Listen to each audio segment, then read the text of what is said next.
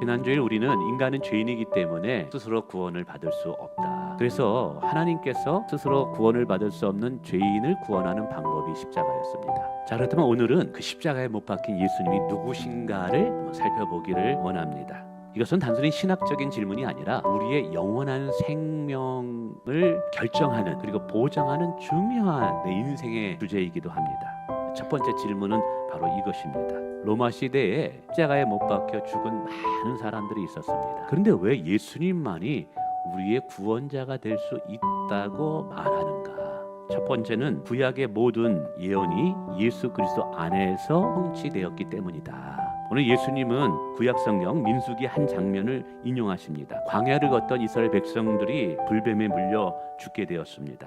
이때 모세가 하나님께 간구하게 되죠. 근데 하나님께 너무나 엉뚱하게 답변을 해줘요. 노뱀을 만들어서 장대 위에 높이 들라는 거예요. 말도 안 되는 방법인 거예요. 그러나 그 구리로 만든 뱀을 바라본 자는 산다라는 것이죠. 그런데 진짜 그렇게 돼버렸어요. 근데 오늘 예수님이 그것을 말씀하십니다. 그러면서 뭐라고 말하냐면 그때 이스라엘 백성들을 살린 그 노수로 만든 뱀이 자기 자신이었다라고 설명하고 있다는 사실이죠. 그러면서 십자가에 달리신 예수님을 바라보는 자는 영원히 살 것이다 라고 말합니다. 근데 여기서 핵심 포인트는 뭐냐면 이 사건을 통해서 이 말씀을 통해서 예수님 자신이 바로 내가 구약 성경에 하나님이 보내기로 한 그 구원자다라는 것을 오늘 말씀하고 있다는 사실이에요. 그래서 예수님은 누구신가? 왜 못 박힌 예수님이 우리의 구원자가 될 수 있는가? 성경에서 약속한 모든 구원의 예언이 예수님 안에서 성취되었기 때문에 예수님이 우리의 구원자가 된다라고 우리는 이야기하는 거예요. 두 번째는요, 예수님의 본질에서 예수님이 우리의 구원자가 될 수밖에 없는 이유를 찾게 돼요. 성경은 예수님을 참 하나님이요 참 인간으로 소개합니다. 여러분, 수영 못하는 사람이 물에 빠졌어요. 근데 옆에 물에 빠진 사람을 구원할 수 있을까요? 죄 아래 있는 인간은 죄 아래 있는 또 다른 인간을 구원할 수 없다라는 것이죠. 그래서 구원자가 되려면 반드시 죄가 없는 존재여야 돼요. 여러분, 죄가 없는 존재는 하나님밖에 없어요.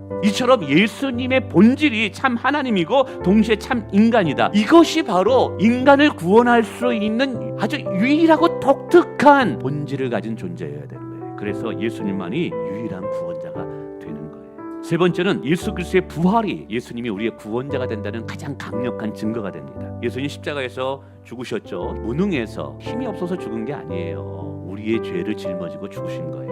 이 부활의 사건은 다양한 의미를 가지고 있어요. 그러나 우리의 구원에 관해서 가장 중요한 본질적인 의미는 뭐냐면 바로 예수님께서 죄의 삭진 사망을 정복하셨다라는 의미를 가지고 있다는 것이죠. 예수 그리스도의 부활. 여러분, 이것은 오늘 우리에게 죽음을 이기신 그분만이 우리를 죽음에서 건질 수 있다는 구원자라는 가장 강력한 증거가 된다는 사실입니다. 자, 그러면 이 예수 그리스도가 우리의 유일한 구원자라는 이 진리가 이것이 오늘 우리의 삶에는 어떤 의미가 있는지 잠시 한번 생각해 보기를 원합니다. 세 가지 영역으로 한번 생각해 보고 싶었어요. 첫 번째, 종교다원주의의 물결 속에서 예수 그리스도의 유일한 구원자라는 것이 우리에게 어떤 의미가 있을까?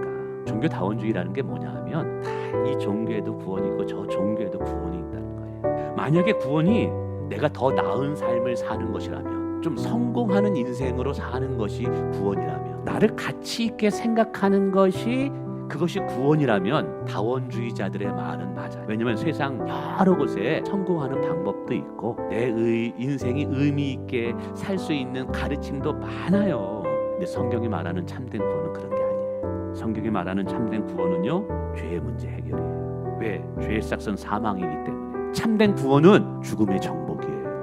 이 진리는 배타심을 가져오는 것이 아니라 긍휼함을 가져와야 할 진리라는 것이죠. 여러분, 구원의 확신과 복음을 알지 못하는 분들을 긍휼히 여기는 마음은 함께 가요. 왜? 예수님이 그걸 보여주셨거든요. 결국 이것은 무엇을 우리에게 요구하냐 하면 죄인들을 불쌍히 여기는 하나님의 마음을 갖기를 원한다는 거예요. 뿐만 아니라 두 번째는요, 과학시대 아닙니까? AI 시대로 들어왔습니다. 근데 너무 역설적으로 여러분 뭐가 번성하냐면 무속, 운세, 점, 이러한 시대에 예수 그리스도가 우리의 유일한 구원자라는 것이 우리가 어떤 의미로 기억하며 살아야 될까? 근데 사실 이것은 신앙적인 갈망입니다. 하나님을 향한 갈망이 잘못된 길로 흘러간 것. 이때 예수님이 우리의 유일한 구원자라는 것이 어떤 의미가 있는지를 이것에 적용할 수가 있어야 된다는 사실이죠. 인간은 하나님이 없으면 본질적으로 두려워하고 불안한 존재라는 거예요. 그 불안하고 두려워한 그 자리에 예수 그리스도가 여러분의 주인 되도록 만들라는 거예요. 그것이 여러분의 진정한 자유함과 평안을 준다는 것을 말씀드리고 싶다는 거예요. 이것이 바로 예수 그리스도가 우리의 유일한 구원자가 된다는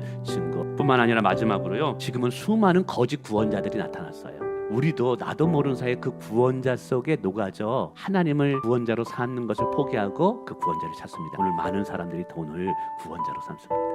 또 어떤 사람은요, 성공과 성취를 우상으로 삼고 있습니다. 건강입니다. 여러분, 건강은 언제든 흔들릴 수 있습니다. 사람이죠. 누군가 나를 사랑해주고 인정해주어야 안심이 되는 분들. 근데 이런 모든 것들이 일시적인 편리함도 주고 내 문제도 해결되기도 해요. 그러나 죽음의 문제는 해결할 수 없다는 사실이에요. 사망의 문제를 해결할 수는 없다는 거예요. 말씀 믿습니다.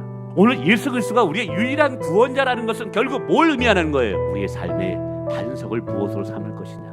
예수님만을 반석으로 삼을 때 흔들리지 않고 견고한 삶을 살 수 있습니다. 여러분, 그렇게 살아가시는 저와 여러분 되시기를 주님의 이름으로 축원을 드립니다.